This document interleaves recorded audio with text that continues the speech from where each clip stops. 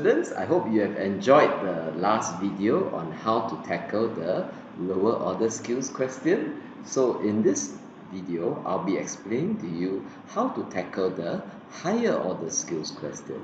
For this particular video, is mainly about the 8-mark question on comparative advantage. So I hope you can sit back and learn together. Now, when it comes to higher order skill questions, these are my basic tips. The marks are now given based on level. So if you recall that question part B, okay, where it's like 1 mark for the diagram, 1 mark to explain the diagram, 1 mark to link to the increasing stocks, the final mark is given for the increasing exports.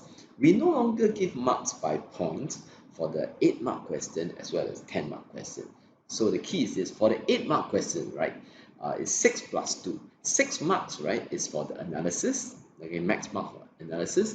The remaining 2 marks is for a justified conclusion. Likewise, right, when it comes to 10 marks, okay, it's basically 7 plus 3.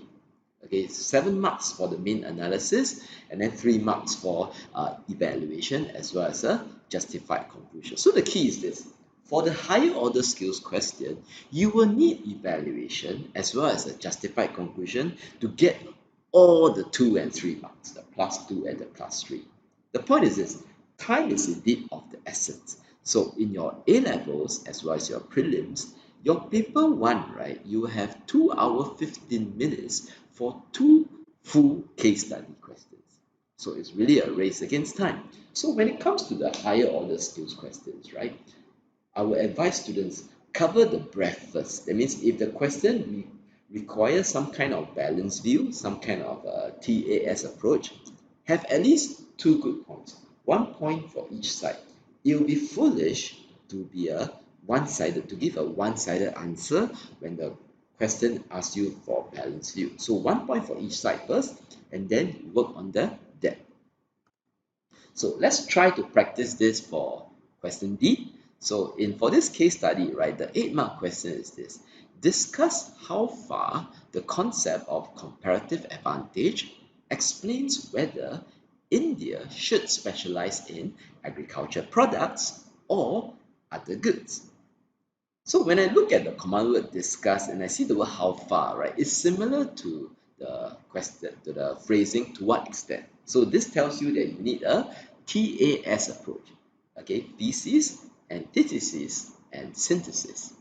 So I've always talked about causality and cause and effect, right? So if I were to apply the cause and effect approach here, think of this as this: how far is the theory of CA the main reason that explains the choice of specializing in agriculture goods? So yes, okay, the theory of CA is indeed a very good reason to explain the specialization choice. So the cause is the theory of CA, the effect is the specialization in agriculture goods. But this question requires to give another possible reason, okay, that India end up specializing in agriculture products other than comparative advantage. So let's tackle the thesis first. So in this case, right, this is very similar to your essay questions on you to use the law of CA to explain trade based on comparative advantage. So now, because it's an 8-mark question and you need an antithesis, so you shouldn't spend too much time, right, having a full numerical demonstration of the law of comparative advantage. Okay, you don't need to draw PPC. You don't need to show the partial specialization in your HCI notes. You can just write in words. But if you ask me, right, from experience, because many students' handwriting tend to be pretty difficult to read, and you all tend to write in a very loose way without using much economics, so I will strongly recommend students to still use the 2x2 table. Okay, this will allow you to demonstrate your analytical depth to your Cambridge markers. But the key is this: you want to link it to relative factor abundance. So as I said to you when we went through the case study extracts, India, right, is an example of a country that is relatively land abundant as well as unskilled labor abundant. Since agriculture good, is a good that is a very land intensive good. It uses a lot of land and it also uses a lot of unskilled labor. You would think that India should have a comparative advantage in producing agriculture goods. Now, if you're using a 2 by 2 table, right, a good country to use for a country other than India would be Singapore. So you're comparing India, Singapore, our comparative advantage should not be in agriculture goods, but rather another good. So in this case, if you're using the 2 by 2, I will use agriculture goods and electronic goods.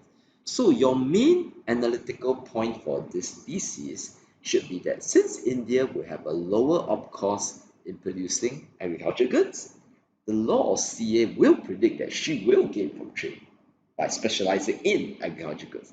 That is how far the concept of CA explains agriculture specialization for India. So I hope that's clear. What about the antithesis? Now, there are actually two ways one might approach it with the way this question is phrased. The HCI approach is that, like I said, right? How there are other reasons other than CA that could explain specialization in agriculture. When you read extract 2 and 3, as I said, right, there are many there's a lot of government intervention in the India's agriculture market. Could it be those reasons, the subsidy, the minimum price, that could explain why India produced so much agriculture? So if it was because of the subsidy, then it need not be a comparative advantage reason. Okay, that is the HCI approach, and I think it's the approach that will be clearest to most students. However, if you read how this question is phrased, right, there's yet another way that you might want to approach it that's equally valid, okay, but we will not talk too much about this, but I'll make some points here, that perhaps even though India have a comparative advantage in agriculture good, still maybe they should not completely specialize in agriculture goods. Completely specializing or producing so much agriculture goods might be inappropriate even if you're a CA. What are some possible reasons? Okay, so we have taught you, right? The law of CA, basically for the law of CA to be correct, one of the critical assumptions is that there's perfect factor mobility. But in the real world, of course, perfect factor mobility don't exist. So if you specialize in agriculture goods, okay, it may lead to structural unemployment. So you shouldn't do it. You should continue to produce other goods. Now, another reason you can think of is this. If you were to specialize in only agriculture good by the law of CA, now what happens if the demand for that particular agricultural good falls throughout the rest of the world? In this case, right, is it clear that once the demand for your particular agriculture good falls, your price of exports will fall? And this means a sharp fall in the terms of trade. Okay, so if you recall what we did for C part 2, now, agriculture goods, the demand is price inelastic. So if it's price inelastic, if there's a rise in the terms of trade, which you saw in C part 1, it will benefit India because the export revenue will be higher. But can you see what might happen if India were to specialize in agriculture goods and the price fell? Okay, the price fell due to the demand of the product falling. Now, when your agriculture good is priced inelastic in demand, when there's a sharp fall in the price of a good, it is worse for you because your export revenue will actually fall. So that might be disaster. So this alternative point is basically saying this. Even if the law of CA predict that India should specialize in agriculture, it may not be wise. It may not be appropriate for India to do so. So that is also equally valid. Okay, so that's all I will say for this alternative view. I'm going to stick to the HCI approach for the rest of this answer. Now, for the thesis, right, use the standard 2 by 2 box. So this is where I will demonstrate to you, I will do together with you demonstrate the law of CA to make you able to pick the right numbers. So my two countries will be Singapore and India, as I said, and my two goods will be electronic goods and agriculture goods. So I always tell my students this. Okay, be careful how you choose the numbers. The Cambridge markers, right, they are very sensitive to students, right, who choose numbers that demonstrate absolute advantage rather than comparative advantage. So to avoid this, right, I'll tell students this, I'll tell my students this, begin with the end in mind. So I picked India and Singapore, right? Obviously, India is going to be the larger country. Okay, it has more land, more workers than Singapore. So I'll pick the number such that I'll select India to be the country that can produce more of both goods. Okay, both electronic goods as well as agriculture goods. But I'm going to select the number such that the comparative advantage of India should indeed be agriculture goods. So I always enjoy proving the law of CA. Okay, the law of comparative advantage, if you ask me, is the most beautiful economic concept I've ever learned throughout econs. So because of that, I'm going to take some time to work with you to work out the table and demonstrate comparative advantage together. So can we all draw can all of us draw a 2 by 2 box? So I'll do like that. So I'll put India here and Singapore here. I'll put agriculture goods and I'll put electronic goods. So as I said, right, I'm going to select India to be the bigger economy. That means they must produce more of both goods more than Singapore. Okay, so now how do you make your life simple is to select the numbers to guarantee that not only does India have the absolute advantage, means it can produce more of both goods compared to Singapore, but India's comparative advantage should be in agricultural goods. How do you do that? I'll use these numbers, 20 and 10. Okay, 20 and 10. Then I'll deliberately select numbers for Singapore such that Singapore will be 8 here and 4 here. Now, there's a reason for these numbers that I selected. If you select it like that, right, it should be pretty obvious that India is better at both goods than Singapore. Can produce more of both goods than Singapore. But by selecting numbers like that, right, I'm guaranteed that India's comparative advantage will be in agriculture. But Singapore, even if Singapore can produce less of both goods, Singapore does have a comparative advantage in electronic goods. So I'll demonstrate simply in this script that I'll choose, for example, agriculture goods, and I'll say for India, okay, every 1 unit of agriculture goods, she gives us half a unit of electronic. You can see, right, because of 2010, okay, for every 1 unit of agriculture good, India will give up half a unit of electronic goods. That's op cost for producing 1 unit of agriculture good. But Singapore, right, if you work it out, you should get 1 unit of agriculture good requires her to give up 2 units of electronic goods.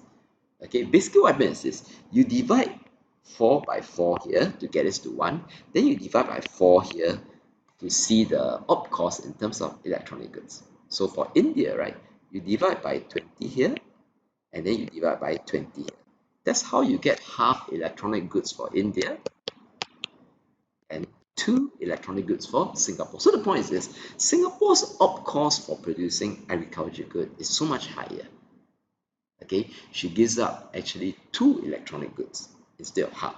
So by definition of CA, India should have the comparative advantage in agriculture goods. So if you argue like that, it's enough for the thesis of this point that India should specialize in agriculture goods simply because they have a comparative advantage in agriculture goods. Now, if I'm you, right, to play safe, I'll add the points that says that India is relatively abundant in land as well as relative abundant in unskilled labor.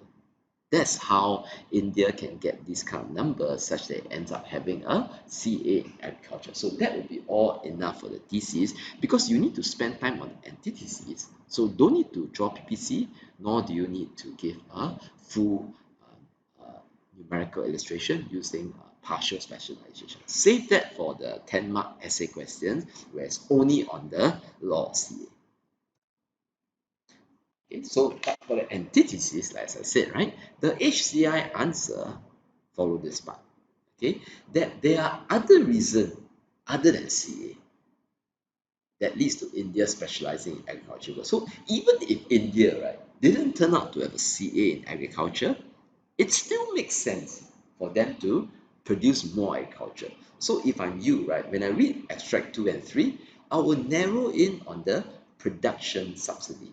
I will draw a graph. Okay, I'll draw a graph. So if I'm you, I'll draw a simple supply and demand graph for agriculture. Show that when there's a production subsidy, okay, the supply curve for agriculture goods would increase for India. So as you have learned from your JC1, a subsidy will lower the cost of production. And when it lowers the cost of production, the firms will produce more goods at any price. So this will shift the supply curve to the right. So when there's a lower cost of production, you can see, right, the quantity of agricultural goods increase. So it is but this particular reason, right, that could also explain producing more agricultural goods, specializing in agriculture rather than just CA. Now, let me stress that don't override on this part because you realize that for the 10-mark question, you are supposed to talk about the costs and benefits of these interventionist policy.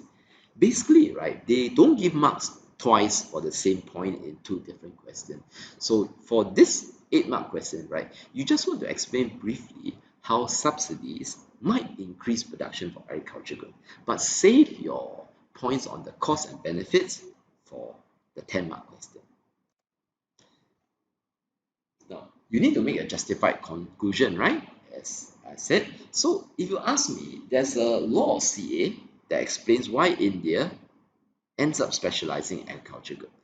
There's also another potential reasons other than CA, in this case production subsidy, that justify why India is producing more agriculture.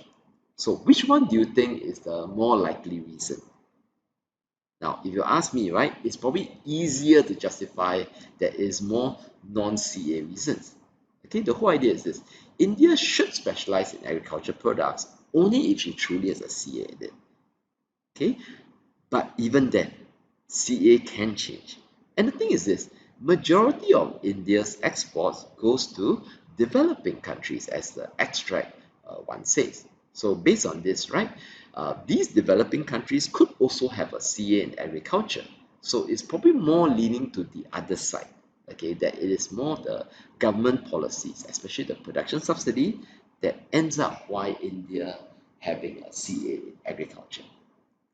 So basically, that's all. So the next video, we will tackle the 10-mark question. Thank you.